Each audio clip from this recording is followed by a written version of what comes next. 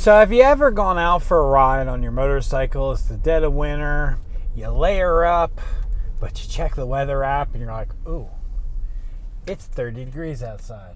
It's gonna be cold. But you throw caution to the wind and off you go. You're out past dark, you get back home, you lay in bed, and next thing you know, you're shivering for the next 3 hours. Has that ever happened to you?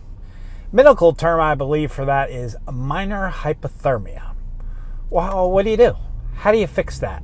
And how do you get over that faster to help get you back to a comfortable place? Let's talk about it.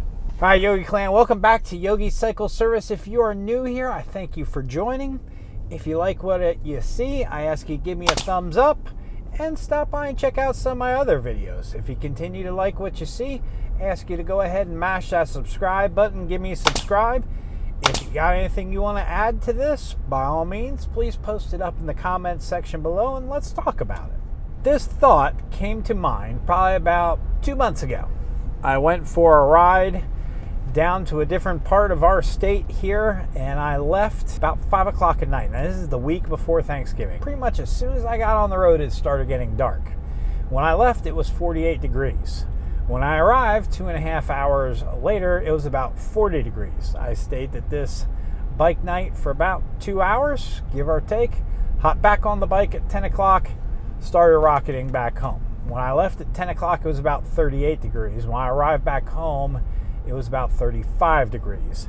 And it's 2.5 hours each way. So basically, from 5 o'clock in the afternoon until about 12:30, 1 o'clock in the morning, I was out riding on a motorcycle. So when I got home, my wife, she had flannel sheets on the bed. She had multiple blankets, a down comforter on there. All I can think the whole ride home is I was shivering coming home. And I thought I had enough layers on, but apparently I didn't. Did you ever notice too that when you're riding, you actually feel fine?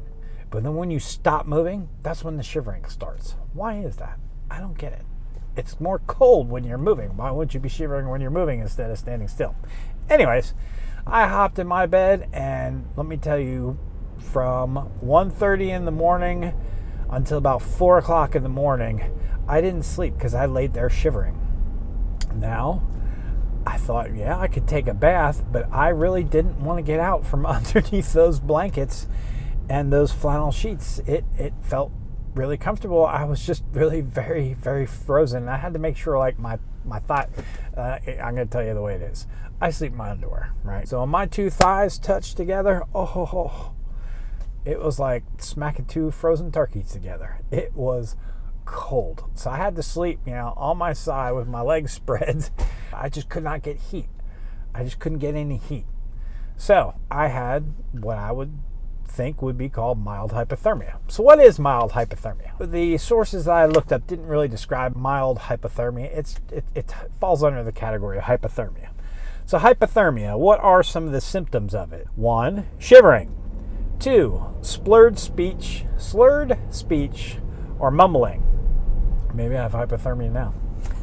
3, slow or shallow breathing. 4, weak pulse. 5, clumsiness, lack of coordination. 6, drowsiness or very low energy. 7, confusion or memory loss. 8, loss of consciousness. And 10, bright red, cold skin. So I would say from that time I experienced shivering. Did not have slow speech. That'd be more probably severe hypothermia than a mild one. Weak pulse, no, I don't think I had that. Clumsiness, lack of coordination, no, but you continue riding in cold weather, that could happen. Drowsiness or low energy, yeah, I felt lethargic when I got back home. Confusion, memory loss, no, again, that would probably be more severe. Loss of consciousness, no. And bright red, cold skin, yes. So my core was cold, straight up cold core. And that was my problems. I felt like I couldn't warm up my core. And a couple things that I have read and seen is don't warm up your extremities. You got to focus on the core. You got to warm the core. Don't warm the extremities. That's kind of useless. You got to warm the core. So how do you prevent this from happening? Well, obviously, making sure whatever outdoor activity you're doing, you're adequately covered. That's why in a prior video I talked about when putting on layers, making sure things like your neck is covered so air's not getting down in into your core area here, or making sure you're wearing a gauntlet glove that covers your jacket. That way the air is not getting up in your sleeves and working its way up to the core. So making sure you're adequately covered. Also layers, wearing layers. Make sure you have the best source is just, it's straight up, it's layers. The more layers you can put on, the air it insulates in between the layers, warmer you're going to feel. So wearing loose-fitting, layered, lightweight clothing. Outer clothing made of tightly woven, water-repellent material is best for wind protection. Wool, silk, or polypropylene inner layers hold body heat better than cotton does. Cotton is just not a good insulator. Wool, it's the bee's knees. Wool's good stuff. And lastly, stay dry. Yeah, that's kind of a given when motorcycle riding. We try to stay dry, but if you're out on those cold nights and you're getting wet and you're not wearing rain gear, you're going to get colder a whole lot faster. So making sure you have the right gear on. And that night that I rode, I had many layers on. I dressed what I thought was appropriately for the temperatures. But I was just out in it for so long, it's still, my core got cold.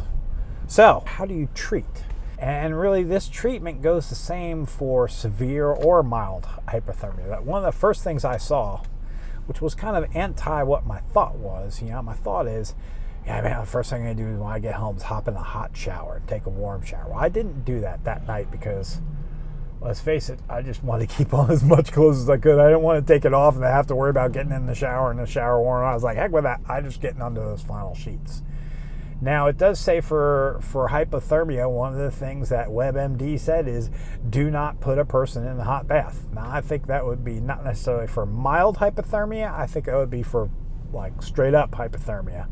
And the reason they said that is that hot water could cause a potential shock to your body, which could put your heart in an arrhythmia situation. So hot water on a person's body may not be what you want to do. But I think getting off a motorcycle, you're probably not that deeply hypothermic. I'd be thinking that's more for somebody who's like passed out and some of the more severe symptoms that you see. But taking a hot shower that night might have helped warm up my core a little faster. But I have found when I've tried that in the past, it hasn't really done a whole lot. It may warm up the outer inch of my body, but it has not warmed up my inner core. So how do I get my inner core warm? Well, that night, I think I made a few mistakes. So number one is cover the person with blankets. Use layers of blankets or coats to warm the person. Cover the person's head, leaving only the face exposed. Well, that night I had a flannel sheet on. There was probably about 5 layers of blankets on me that night. I don't think that was my mistake. I think where my first mistake was is I just slept in my underwear. Because at 4 in the morning, I was like, you know what, forget it. I'm putting on my pajama pants and a t-shirt, hop back in bed. And then I was able to sleep straight from 4 to 6. By the time I finally woke up at 6 a.m., I finally felt warm again. I think it was that layer of pajamas made all the difference in the world for me warming up and not feeling like I was going to shiver for the next few hours again all night long. Another thing that really would work really well, but not everybody has them. Heated blankets. Not only having multi-layers of blankets, but man, if you had a heated blanket, that would probably help you out a whole lot faster too. Mild warm bath, that's my comment. That's not WebMD. WebMD was basically like, hey, drink some warm fluids. Don't make it, what'd they say? Make sure you're alert, able to swallow. Provide a warm, sweet, non-alcoholic, non-caffeinated beverage to keep the body warm. What the heck is a non-alcoholic, non-caffeinated warm beverage? What else are you going to... Well, I guess hot chocolate would work. Hot cocoa would work if you're going to drink something warm. Or maybe some kind of tea, why non-caffeinated? I don't know, maybe because it's a stimulant? I don't know. So they said multiple layer blankets, warm drink, heated blankets, and then I added PJs and a mild warm bath. But be careful, that may cause heart problems. So do that at your own risk. So there's a few thoughts on how to get yourself warm. I mean, really, the only thing you can do is just put on, get home, get off all those clothes that you're wearing, that's gotten you cold. Maybe they're wet. Get out of them. Get into a nice pair of warm pajamas. Get under that bed and make sure it has quite a few layers of blankets on it. If you got one, throw an electric blanket on there. Go make a cup of cocoa.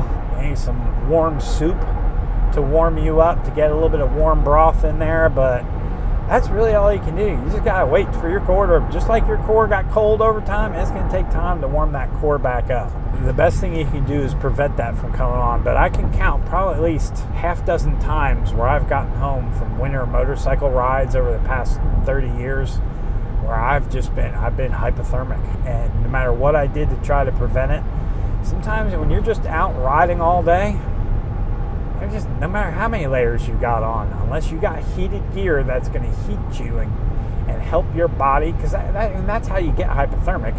Your body's losing that heat and it can't generate heat fast enough to keep you warm. So if you have a layer on that's warming up also, heated gear, that's really the only way to really probably kind of try to reduce that risk. So there you go. There's some tips on how to get over hypothermia if you start getting mild hypothermia from riding your motorcycle. I hope this helps. I know it's happened to me multiple times. I'm sure it'll happen to you too if you ride at this time of year. So stay safe out there. Thank you for joining. I hope you like what I was able to bring to you. And I'll catch you on the next video. Hi, Yogi Clan. Peace.